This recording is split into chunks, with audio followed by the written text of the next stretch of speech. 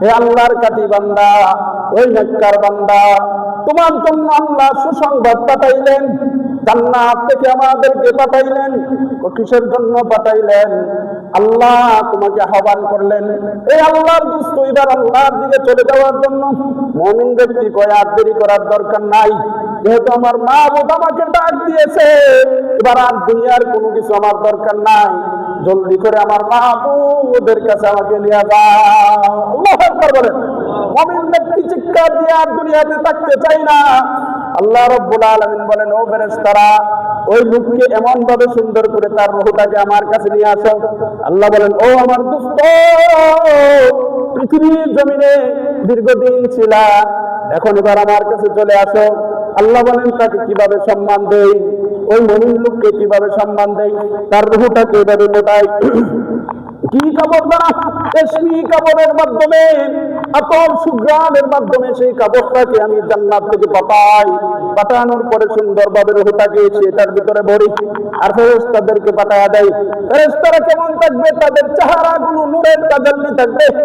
ও আল্লাহ, আমাদেরকে জান্নাত নসিব করেন, সকলে বলেন আমিন। আল্লাহ আমাদেরকে জান্নাত নসিব করেন, সকলে বলেন আমিন। আল্লাহ এরকম নিয়ামত আপনি আমাদের জন্য দান করিয়েন, বলেন আমিন। আল্লাহ রাব্বুল আলামিন বলে, ওই বান্দার জন্য আমি রেশমি কাপড় পাঠাইয়া দিই। পাঠানোর পরে ওই বান্দার রূহটাকে যখন নাজিল কবজ করে নেয়, তখন তার রূহটাকে সুন্দরভাবে একদল ফেরেশতা আসমানের দিকে নিয়ে যাওয়ার জন্য, ওয়ামা আদরা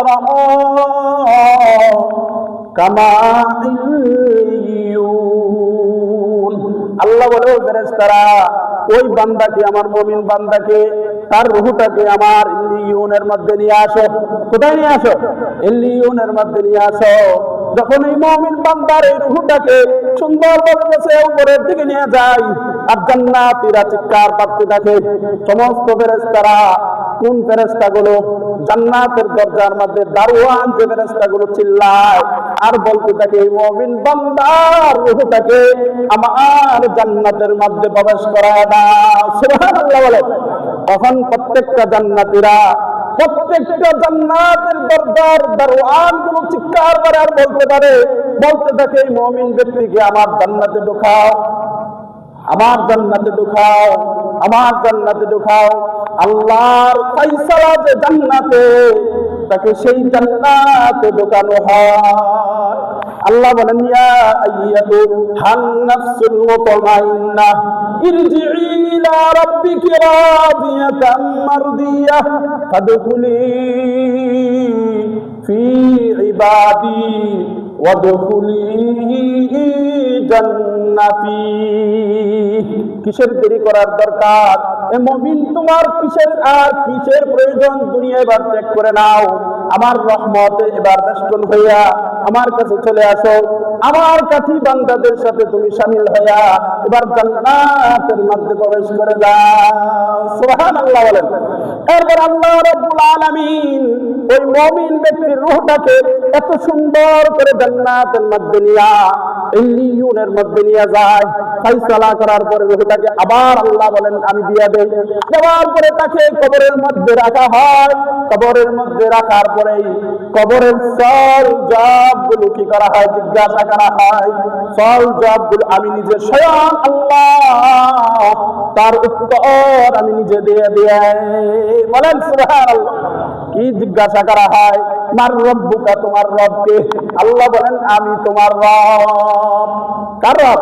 আমি তোমার রব। চিৎকার করে মুমিন ব্যক্তি বলে, আমার রব আল্লাহ, আমার রব একমাত্র আল্লাহ,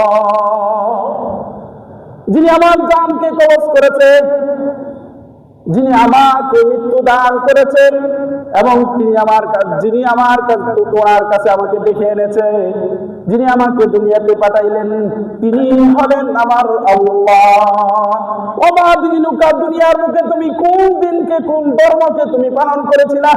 ওই ব্যক্তি বলবে, দিন ইসলাম, যে আল্লাহ যে দিনকে মনোনীত করেছে। আল-ইয়াউমা আকমালতু লাকুম দীনাকুম ওয়া আতমামতু আলাইকুম নি'মাতি ওয়া রাদিতু লাকুমুল ইসলাম দীনা। ওই মুমিন ব্যক্তি বলবে, এই দিন যে দিনকে আল্লাহ দুনিয়াতে মনোনীত করেছেন, যে দিনের জন্য নবী মুহাম্মদুর রাসূলুল্লাহ সাল্লাল্লাহু আলাইহি ওয়াসাল্লামকে পাঠাইছিলেন, যে দিনের জন্য ঈসা আলাইহিস সালামকে পাঠাইছিলেন, যে দিনের জন্য ইব্রাহিম খলিলুল্লাহকে পাঠাইছিলেন, যে দিনের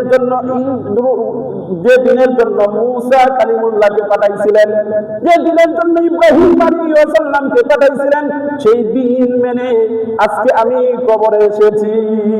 সেই দিনের নাম কি? চিৎকার দিয়ে বলে। দিনের নাম কি? দ্বীনুল ইসলাম।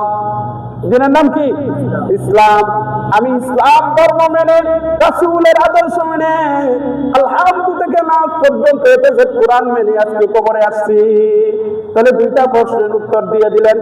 এরপর আরেকটি প্রশ্ন করা হবে, ওই লোকটিকে দেখানোর পরে এই লোকটিকে দেখানো হবে, এই লোকটিকে চিননি? উনি বলবে, ওনাকে কেন চিনব না? খাতামুন নবীয়্যিন লা নবিয়্যা বাদি। উনি হলেন সেই ব্যক্তি যাকে রাসূল আল্লাহ রাব্বুল আলামিন নিজে স্বয়ং প্রেরণ করেছিলেন দুনিয়ার বুকে। নিজে স্বয়ং প্রেরণ করেছিলেন, শুধু প্রেরণ করেন নাই, ওনাকে নবুয়ত দান করেছিলেন। শুধু নবুয়ত দান করেন নাই, সাথে সাথে একটা কিতাবও দান করেছিলেন। ওনাকে আবার একটি কিতাবও দান করেছিলেন। ওনার কিতাব মতে আমি দুনিয়াতে ছিলাম। উনি হচ্ছেন মুহাম্মাদুর রাসূলুল্লাহ সাল্লাল্লাহু আলাইহি ওয়াসাল্লাম। এই উত্তরগুলো কোন ব্যক্তিরা দিতে পারবে? যে ব্যক্তির মৃত্যুর সময় ওই 15টি আলামতের মধ্যে আলামত একটা প্রকাশ পাবে। কয়টি আলামতের মধ্যে? 15টি। কে বলেছেন কথাটা? রাসূলুল্লাহ সাল্লাল্লাহু আলাইহি ওয়াসাল্লাম বলেন, আমার উম্মতের মধ্যে কোন ব্যক্তি মৃত্যুকালে যদি এই আলামতগুলো প্রকাশ পায়, তোমরা মনে করে নিবে সেই ব্যক্তিটা জান্নাতি। সেই ব্যক্তিটা কি? জান্নাতি। মুহতারাম হাজিরিন, এই 15টি আলামত কি? এবার কোরআনের এই আয়াত থেকে আলোচনা শুনলাম। এই আয়াতের মধ্যে আল্লাহ রাব্বুল আলামিন স্পষ্ট ভাষায় বলেন, মুমিন ব্যক্তির জান কবজ করার সময় তখন আমি কি করি? একদল ফেরেশতা পাঠাই। ফেরেশতা পাঠানোর পরে তাকে সুসম্মানে তাকে আমার কাছে নিয়ে আসি। তার ফয়সালা দেওয়ার পরে আবার তার ভিতরে রূহটা দিয়ে দেই। রূহটা দেওয়ার পরে কবরের জগৎ এই বরজখটা শুরু হয়, কবরের জগৎ শুরু হয়। কবরের জগৎ শুরু হওয়ার পরে কবরের জগতের সাথে তার কবরটাকে আমি জান্নাতের সাথে সরাসরি সম্পর্ক তৈরি করে দেই। জান্নাতের সাথে সরাসরি তার যোগাযোগ ব্যবস্থা, জান্নাতের হাওয়া চালু করিয়া দেই। কবরের মধ্যে সে শান্তিতে সেখানে বসবাস করতে থাকে, আর কোনো সমস্যা হয় না। আল্লাহ রাব্বুল আলামিন এই আয়াতের মাধ্যমে মুফাসসিরিনে কেরাম বলেন, যদি কোনো ব্যক্তি যদি আমলে সালেহ হয়, সত্যবাদী হয়, সৎকর্মকারী হয়, জান্নাতি হয়, তাহলে তার জন্য আল্লাহ সুসংবাদ দিয়েছেন। আর যদি ভাই জান্নাতি না হয়, তাহলে কি যে হবে, কি যে হবে! জান্নাত থেকে সমস্ত দরজাগুলো লাগাই দিবে, আর জান্নাতীরা চিৎকার করতে থাকবে, জান্নাতীরা চিৎকার করবে, আর দারওয়ান গুলো চিৎকার পারবে, চিৎকার পারে বলবে, এই জমিনের মধ্যে কুলকুলাঙ্গার মারা গেল, আল্লাহর কোন নাফরমান আজকে মারা গেল, আজকে তো জান্নাতের মধ্যে তাকা যাচ্ছে না দুর্গন্ধে। জান্নাতীর দরজার দারওয়ানরা বলবে, আজকে তো সেখানে টিকা যাচ্ছে না এই দুর্গন্ধে। মুমিন ব্যক্তি মারা গেলে তাকে সুসম্মানে ডেকে ডেকে জান্নাতে ঢুকায়। আর যখন কোন মুমিন ব্যক্তি মারা না যাবে, জাহান্নামী মারা যায়, তখন দরজাগুলো লাগায় দেয়। আর ফেরেশতারা যখন উপরের দিকে নিয়ে যায়, না ওয়ামা আদরাকা কামা সিজ্জিন, আল্লাহ বলেন উপরে উঠানোর দরকার, উপরে আনার দরকার নাই। তাহলে তার জায়গা কোথায়? নিচের দিকে নিয়ে যাও। ওয়া মা আদরাকা মা সিজ্জিন। মুহতারাম হাজিরিন, আল্লাহ রাব্বুল আলামিন এই আয়াতের মধ্যে আলোচনাগুলো করেন। আল্লাহ রাব্বুল আলামিন এই আয়াতের মধ্যে আলোচনাগুলো করে বলেন, যদি তোমরা মুমিন হয়ে যাও তাহলে তোমাদের জন্য সুসংবাদ, গ্রেফতার হয়ে যাও। আর যদি রাসূলের আদর্শ না মানো, আল্লাহর আইন না মানো, তাহলে তোমাদের জন্য সেই সুসংবাদ আর থাকবে না। মুহতারাম হাজিরিন, রাসূলুল্লাহ সাল্লাল্লাহু আলাইহি ওয়াসাল্লাম হাদিসের মধ্যে 15টি আলামত সম্পর্কে বর্ণনা করেন। কোন ব্যক্তি মৃত্যুর সময় যদি এই 15টি আলামতের মধ্যে একটি আলামত প্রকাশ পায়, তাহলে ধরে নিতে হবে আসলে সে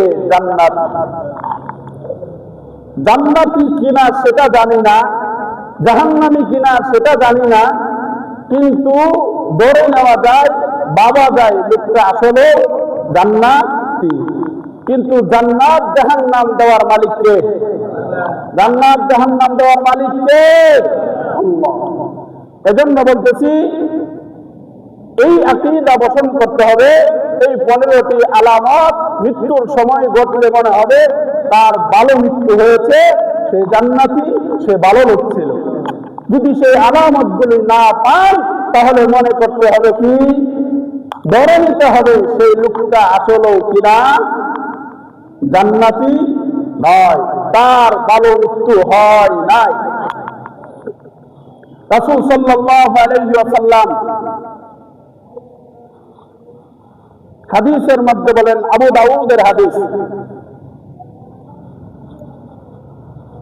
3116 নং হাদিসের আবু দাউদের মধ্যে রাসূল সাল্লাল্লাহু আলাইহি ওয়াসাল্লাম বলেন, 1 নাম্বার আলামত, মান কানা আখিরু কালামিহি লা ইলাহা ইল্লাল্লাহু দাখালাল জান্নাহ। রাসূল সাল্লাল্লাহু আলাইহি ওয়াসাল্লাম বলেন, আবু দাউদের বর্ণনায় রাসূল বলেন, কোন ব্যক্তি যদি মৃত্যুর সময়, দেখো আমার কোন উম্মতের জবানের মধ্যে লা ইলাহা ইল্লাল্লাহ সে জবানের মধ্যে উচ্চারণ করেছে, আল্লাহ বলেন দাখালাল জান্নাহ, সেই ব্যক্তিটা বিনা হিসাবে জান্নাতে যাবে। তাহলে মুহতারাম হাজিরিন, 1 নাম্বার আলামত কি?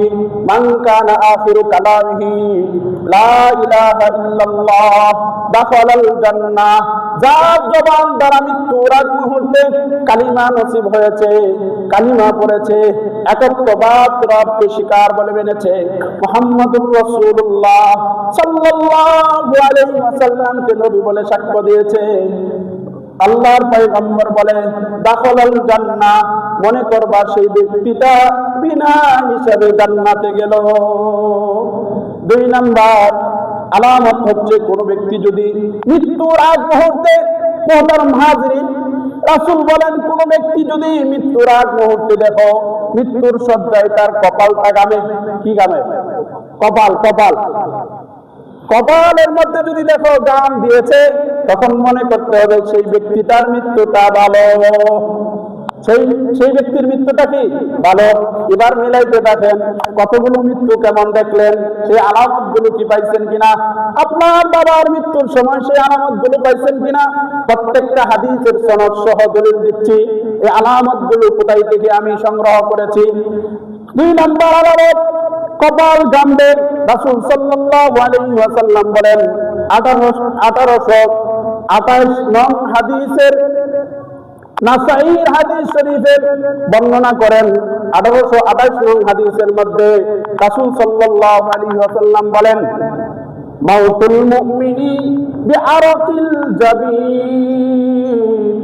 রাসূল সাল্লাল্লাহু আলাইহি ওয়াসাল্লাম বলেন, নাসাঈর বর্ণনায় রাসূল বলেন, কোন ব্যক্তির মৃত্যুর সময় যদি দেখো কপালের মধ্যে দাম দিয়েছে, তাহলে মনে করবা সেই ব্যক্তিটা ভালো মৃত্যু হয়েছে, সেই ব্যক্তিটা জান্নাতি। তাহলে কত নাম্বার আলামত? দুই নাম্বার আলামত কি? নাসাইর বর্ণনায় মাউতুল মুমিনি বিআরাফিল জাবিল, কোন ব্যক্তি যদি মৃত্যুর শয্যায় কপাল গান দেয়, রাসূল সাল্লাল্লাহু আলাইহি ওয়াসাল্লাম বলেন সেই উম্মতটা দাখালাল জান্নাহ, সে জান্নাতে প্রবেশ করবে। মুহতারাম হাজিরিন, 3 নম্বরে রাসূল সাল্লাল্লাহু আলাইহি ওয়াসাল্লাম কি আলামতের কথা বললেন? 3 নম্বরে বলেন ইয়া আইয়ুহাল্লাযীনা আমানু ইযা নুদিয়া লিস-সালাহ মিন ইয়াউমিল জুমআহ, কোন আমার উম্মতের মধ্যে কোন উম্মত যদি জুমআর দিন মৃত্যুবরণ করে, তাহলে মনে করবা সেই ব্যক্তিটাও জান্নাতি, তার ভালো মৃত্যু হয়েছে। সুবহানাল্লাহ বলবেন না? 3 নম্বরে হচ্ছে কোন দিন? জুমআর দিন মৃত্যুবরণ করা। জুমআর দিন কি আমরা বুঝিনি? জুমআর দিন কোনটা? আজকে রাত্রে মৃত্যুবরণ করলে এটা জুমআর দিন নয়। জুমআর দিন কি? বৃহস্পতিবারের দিন গে রাত্রে। কোন ব্যক্তি যদি জুমার দিনে রাত্রে বেলায় কি করে? জুমার দিন, এখন যে এটা জুমার দিন, জুমার দিন কোন দিন থেকে শুরু হয়? ওই যে চাঁদের সাথে সম্পর্ক, বৃহস্পতিবারের রাত্রি থেকে জুমার দিন কি হয়? শুরু হয়। এখন এটা সূর্য অস্ত যাওয়া পর্যন্ত জুমার দিন থাকবে, এরপর আর জুমা দিন নাই। আরবি মাসের হিসাব কি? চাঁদের সাথে। ইংরেজি মাসের হিসাব 12টা থেকে রাত্রের 12টা পর্যন্ত। তো রাসূল সাল্লাল্লাহু আলাইহি ওয়াসাল্লাম 3 নম্বরে বলেন, তিরমিজি শরীফের বর্ণনায় রাসূল সাল্লাল্লাহু আলাইহি ওয়াসাল্লাম বলেন মা মিন মুসলিমিন ইয়ামুতু ইয়াওমাল জুমআহ, মা মিন মুসলিমিন ইয়ামুতু ইয়াওমাল জুমআহ, কোন আমার উম্মতের মধ্যে কোন ব্যক্তি যদি জুমার দিন মারা যায়, তাহলে মনে করবা আমার এই উম্মতের মৃত্যুটা আসলে ভালো হয়েছে। এরপরে 4 নম্বরে বলে শহীদ মৃত্যুবরণ করা। শহীদ মৃত্যুটাও জান্নাতি মৃত্যু, জান্নাতি যাবে। যদি কোনো ব্যক্তির রাসূল বলেন কোন ব্যক্তি যদি শহীদ হয়, তাহলে পয়গম্বর বলেন সে জান্নাতে যাবে। আর শহীদের জন্য বিনা হিসাবে জান্নাত। কি হিসাবে জান্নাত? বিনা হিসাবে।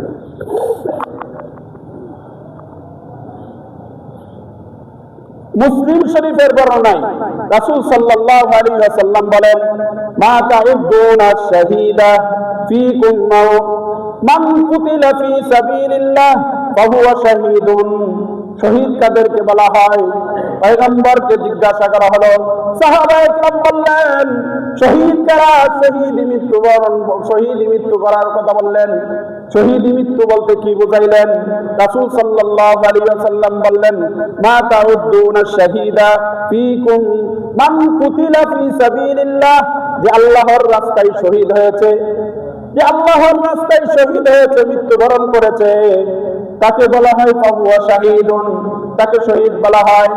সাহাবায়ে কেরাম এই কথা বলার পরে রাসূল সাল্লাল্লাহু আলাইহি ওয়াসাল্লাম বললেন কোন ব্যক্তি যদি আল্লাহর রাস্তায় মৃত্যুবরণ করে, আল্লাহর জন্য মৃত্যুবরণ করে, আল্লাহর রাস্তায় গিয়ে মৃত্যুবরণ করে, তাহলে এই জাতীয় শহীদের সংখ্যা তো আমার উম্মতের মধ্যে কম হবে। এরকম শহীদ তো খুঁজে হাতে হাতে 100 ভাগের মধ্যে 93 ভাগ পাওয়া যাবে, 1 ভাগ পাওয়া যায় কিনা সন্দেহ। রাসূল সাল্লাল্লাহু আলাইহি ওয়াসাল্লাম শহীদের বর্ণনা করতে গিয়া বলেন শহীদ কাদেরকে বলেন, কাদের মৃত্যুগুলো ভালো? 4 নম্বরে বলেন শহীদ কারা? কোন ব্যক্তি যদি গর্ভ অবস্থায় কোন মহিলা সন্তান প্রসবের সময় মারা যায়, তাহলে সে কি বলেন? তার মৃত্যুটা কি? শহীদ। তাহলে বোঝা যাবে তার মৃত্যুটাও ভালো মৃত্যু হয়েছে। কোন ব্যক্তি যদি কোন যানবাহনের মধ্যে চলাফেরা করতেছে, আগুন লেগে গিয়েছে যানবাহনের মধ্যে, অথবা বাড়ি থাকা চলাকালীন আগুন লেগে গিয়েছে, তাহলে রাসূল সাল্লাল্লাহু আলাইহি ওয়াসাল্লাম বলেন তার মৃত্যুটাও ভালো, তার মৃত্যুটা শহীদ মৃত্যু। তার মৃত্যুটা কি? শহীদ মৃত্যু। ফি সাবিলিল্লাহি ফাহুয়া শাহীদুন, আল্লাহর রাস্তায় শহীদ হওয়ার নামে শুধু শহীদ নয়, যদি কোনো ব্যক্তি যদি আগুনে পুড়ে মারা যায় তাহলে সেও শহীদ। যদি কোনো ব্যক্তি, কোনো মহিলা সন্তান প্রসবের সময় মারা যায় তাহলে সেই ব্যক্তিটাও শহীদ। কোন ব্যক্তি পেটের ব্যথায় যদি মারা যায়, কি ব্যথায়? কিসের ব্যথায়? পেটের ব্যথায়। পেটের ব্যথায় যদি মারা যায় তাহলে সেও শহীদ। এরপরে 5 নম্বরে রাসূল সাল্লাল্লাহু আলাইহি ওয়াসাল্লাম বলেন, ভালো মৃত্যুর 5 নম্বর, ভালো মৃত্যুর আলামত, জান্নাতি মৃত্যুর আলামত হচ্ছে সাহিবুশ শাহাদা, সাহিবুশ শাহাদা। কোন ব্যক্তি ঘরের নিচে আছে অথবা রাস্তায় আছে, হঠাৎ করে দেওয়াল পুষে তার মাথার মধ্যে পড়ে গিয়েছে, রাসূল সাল্লাল্লাহু আলাইহি ওয়াসাল্লাম বলেন সাহিবুশ শাহাদা, তাহলে সেই ব্যক্তির মৃত্যুটাও ভালো মৃত্যু। 5 নম্বরে রাসূল সাল্লাল্লাহু আলাইহি ওয়াসাল্লাম কি বলেন? কোন ব্যক্তি যদি হঠাৎ করে দাঁড়ায় আছে এক জায়গায়, উপর থেকে দেওয়াল ভেঙে তার উপরে পড়েছে, সে মৃত্যুবরণ করেছে, রাসূল বলেন সাহিবুশ শাহাদা, তার মৃত্যুটাও শহীদি মৃত্যু, সে বিনা হিসাবে জান্নাতে যাবে। আল্লাহ রাব্বুল আলামিন আমাদেরকে এই সমস্ত মৃত্যু দান করুক, সকলে বলেন আমিন। 6 নম্বরে রাসূল সাল্লাল্লাহু আলাইহি ওয়াসাল্লাম বলেন, ইবনে মাজার হাদিস, এই যে বললাম আল মারআতু মাউতুন বিল জুমআহ, রাসূল সাল্লাল্লাহু আলাইহি ওয়াসাল্লাম বলেন, কোন যদি মহিলা গর্ভাবস্থায় মারা যায় তাহলে রাসূল বলেন তার মৃত্যুটাও একটা ভালো মৃত্যু, সেই মহিলার মৃত্যুটা শহীদ মৃত্যু। এরপরে 7 নম্বরে বলেন বিস্ফোরণ করে, এই যে কথাটা বললাম, একত্রিত অনেক মানুষ আছে এক জায়গায় জমাট, যেমন কিছুদিন আগে বিমানের মধ্যে আগুন লাগছে, লাগে নাই? অনেক মানুষ মারা গিয়েছে, ছোট ছোট ছেলেরা মারা গিয়েছে। স্কুলের মধ্যে বিমান কষে ডুবে গেল আর সকল মানুষ সেখানে মারা গিয়েছে। রাসূল সাল্লাল্লাহু আলাইহি ওয়াসাল্লাম বলেন সাহিবু যাতিল জুমহি শাহীদুন, নাসাই শরীফের বর্ণনায়, এই বিস্ফোরণ করে যে লোকগুলো মারা গিয়েছে তারাও জান্নাতি। এরপর 8 নম্বর মৃত্যু, ভালো মৃত্যুর 8 নম্বর কথা হাদিসের মধ্যে আসছে, সাহিবুল হারকি শাহীদুন, কোন ব্যক্তি যদি আগুনে কোন ব্যক্তি যদি সাহিবুশ শাহাদা হারকিন, এরপর রাসূল সাল্লাল্লাহু আলাইহি ওয়াসাল্লাম কুতিলা দুনা মালিহি শাহীদুন। বুখারীর বর্ণনায় বলেন, যদি কোনো ব্যক্তির উপরে কোনো ডাকাত হামলা করে, আর ডাকাতের হামলা করেছে কিসের জন্য? রাত্রে গভীরে আপনি ঘুমাচ্ছেন, এই মুহূর্তে আপনার বাড়িতে হামলা করেছে, ডাকাতে হামলা করেছে, ওই সময় আপনি কি করলেন? মালিহি, আপনার মালকে বাঁচানোর জন্য, আপনার ধন সম্পদ আপনি হেফাজত করার জন্য আপনাকে হত্যা করেছে, তাহলে রাসূল সাল্লাল্লাহু আলাইহি ওয়াসাল্লাম বলেন তার মৃত্যুটা শহীদি মৃত্যু, ভালো মৃত্যু। 9 নম্বর রাসূল সাল্লাল্লাহু আলাইহি ওয়াসাল্লাম বলেন, 9 নম্বর হচ্ছে মালিহি, মাল বাঁচানোর জন্য কোন ব্যক্তিকে যদি হত্যা করা হয়। 10 নম্বরে রাসূল সাল্লাল্লাহু আলাইহি ওয়াসাল্লাম বলেন মান কুতিলা দুন আহলিহি ফাহুয়া শাহীদুন, আপনার বাচ্চাকে হত্যা করার জন্য কিছু লোক আসলো, আপনার স্ত্রীকে হত্যা করার জন্য কিছু লোক আসলো, আপনার বাচ্চাকে হত্যা করবে এই জন্য আপনি সামনে দাঁড়ায় আপনি নিজেই হত্যা হয়ে গেলেন। রাসূল সাল্লাল্লাহু আলাইহি ওয়াসাল্লাম বলেন আমার উম্মতের মধ্যে কোন ব্যক্তি যদি তার পরিবারকে আহালকে বাঁচানোর জন্য নিজেই হত্যা হয়, কোন মানুষদেরকে বাঁচানোর জন্য যদি তার আহালকে আত্মীয় স্বজনকে বাঁচানোর জন্য নিজেই হত্যা হয়, তাহলে সেই ব্যক্তি বিনা হিসাবে জান্নাতে যাবে। তাহলে কত নাম্বার বলেন? 10 নম্বরে রাসূল সাল্লাল্লাহু আলাইহি ওয়াসাল্লাম এই কথা বলেন। এরপরে বলেন মান কুতিলা দীনিহি ফাহুয়া শাহীদুন, নাসাই বর্ণনায় 455 হাদিসের মধ্যে রাসূল সাল্লাল্লাহু আলাইহি ওয়াসাল্লাম বলেন দুনা দীনিহি ফাহুয়া শাহীদুন, কোন ব্যক্তি যদি দ্বীনের জন্য, ইসলামের জন্য ঘর থেকে বাহির হইল, কোন মিছিলের মধ্যে দিন হলো, আর রাস্তায় বাইর হওয়ার পরে কিছু কুলঙ্গার তাকে হত্যা করে ফেললো, গুলি করে মারে ফেললো, তাহলে রাসূল সাল্লাল্লাহু আলাইহি ওয়াসাল্লাম বলেন, নাসাইর বর্ণনায়, মান কুতিলা দুনিহি ফাহুয়া শাহীদ, মান কুতিলা দুনিহি দুনা দীনিহি, যে ব্যক্তি দ্বীনের জন্য আল্লাহর রাস্তায় যাওয়ার পরে হঠাৎ করে তাকে মৃত্যুবরণ করতে হলো, রাসূল সাল্লাল্লাহু আলাইহি ওয়াসাল্লাম বলেন, ওই শহীদগুলো যে অবস্থায় তাদেরকে মাটি দেওয়া হবে, কিয়ামতের মাঠে যখন ইসরাফিল আলাইহিস সালাম সিংহায় ফুৎকার দিবে, এই শহীদগুলো রক্ত মাখা অবস্থায় কিয়ামতের মাঠে হাজির হবে। সুবহানাল্লাহ বলেন। তারপরে 12 নম্বরে রাসূল সাল্লাল্লাহু আলাইহি ওয়াসাল্লাম বলেন, এটাও নাসাঈ বর্ণনায় 455 নং হাদিসের মধ্যে, মান কুতিলা দামিহি ফাহুয়া শাহীদুন, প্রাণ যাওয়ার ভয়ে, আপনার প্রাণ নিতে আসছে, যখন আপনার প্রাণ কেউ নিতে আসে, প্রাণ যাওয়ার ভয়ে আপনি কি হলেন, আপনার নিজেকে বাঁচাইতে লাগলেন, কিন্তু আপনাকে হত্যা করে দিল, রাসূল সাল্লাল্লাহু আলাইহি ওয়াসাল্লাম বললেন, এটাও শহীদি মৃত্যুবরণ করেছে, এটাও শহীদি মৃত্যু, আর তার মৃত্যুটা হচ্ছে ভালো মৃত্যু, সেও জান্নাতের মধ্যে যাবে।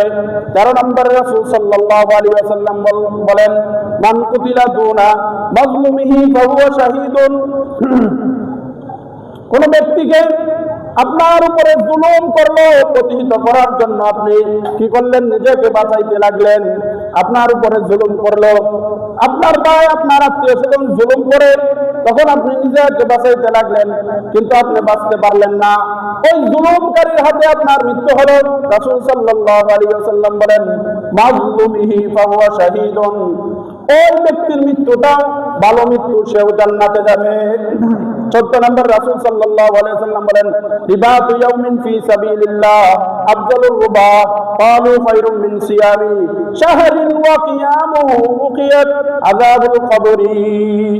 রাসূল সাল্লাল্লাহু আলাইহি ওয়াসাল্লাম বলেন, 14 নম্বর তিরমিজির বর্ণনায়, আফজালুর রুবা ক্বালু খায়রুম মিন সিয়ামি শাহরিন ওয়া কিয়ামুহু উকিয়া আযাবুল কবর, কোন ব্যক্তির মৃত্যু যদি আল্লাহর রাস্তায় গিয়া যদি আল্লাহর জন্য হয়, তাহলে রাসূল সাল্লাল্লাহু আলাইহি ওয়াসাল্লাম বলেন, সিয়ামু শাহরি ওয়া কিয়ামু মুকি আযাবুল কবর, আল্লাহ রাব্বুল আলামিন সমস্ত আযাব, তার কবরের আযাবকে maaf করে দেন।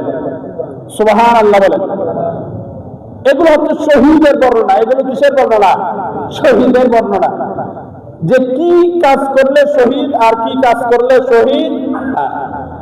এরপরে রাসূল সাল্লাল্লাহু আলাইহি ওয়াসাল্লাম বলেন, মুসনাদে আহমদের বর্ণনায়, মান তাসাদ্দাকা বিসাদাকা কুতিবা লাহু বিহা দাখালাল জান্নাহ, কোন ব্যক্তি মৃত্যুর আগ মুহূর্তে সে সদকা করেছে, মালের সদকা করেছে, আর সদকা করার পরে সে মৃত্যুবরণ করেছে, আল্লাহ রাব্বুল আলামিন বলেন দাখালাল জান্নাহ, সে জান্নাতে প্রবেশ করবে। তাহলে 15 নম্বরে কি? মৃত্যুর আগ মুহূর্তে কি করা? কোন ব্যক্তি যদি সদকা করে, সদকা, কুতিবা লাহু বিহা দাখালাল জান্নাহ, সে জান্নাতে প্রবেশ করবে। সময়ের কারণে মুহতারাম হাজিরিন, সময়ের কারণে এগুলো বিস্তারিত আলোচনা করা যায় না, আর এক সপ্তাহে আলোচনা করলে আরেক সপ্তাহে এগুলো করা যায় না। আল্লাহ রাব্বুল আলামিন এই সংক্ষিপ্ত এই আলোচনাগুলো আমাদেরকে বোঝার তৌফিক দান করুন। তাহলে এই যে আমরা এই কথাগুলো অল্প সময় যে কথা বললাম, বিশেষ করে কপাল গামা এবং মৃত্যুর আগ মুহূর্তে কালিমা নসিব হওয়া, যার জবান থেকে আমরা প্রায় লোকদেরকে দেখেছি তারা বলেছে লা ইলাহা ইল্লাল্লাহু মুহাম্মাদুর রাসূলুল্লাহ। আল্লাহর পয়গম্বর বলে, আমার কোন উম্মত যদি মৃত্যুর আগ মুহূর্তে কথা বলে, তাহলে নিঃসন্দেহে মনে করবে সেই লোকটা জান্নাতি। আল্লাহ রাব্বুল আলামিন আমাদেরকে মৃত্যুর আগ মুহূর্তে কালিমা নসিব করুন। সকলে বলে আমিন।